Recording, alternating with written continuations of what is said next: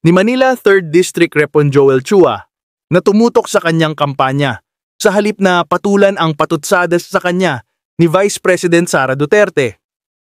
Matatanda ang pinatutsadahan ng Vice Presidente si Chua sa kanyang talumpati sa campaign rally ni Manila Mayoral Candidate Isko Moreno sa ni Duterte.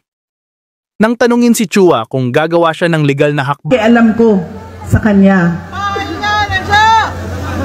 Putang ina rin. Putang ina niya rin. Nandito ako ngayon sa distrito niya. Sigurado.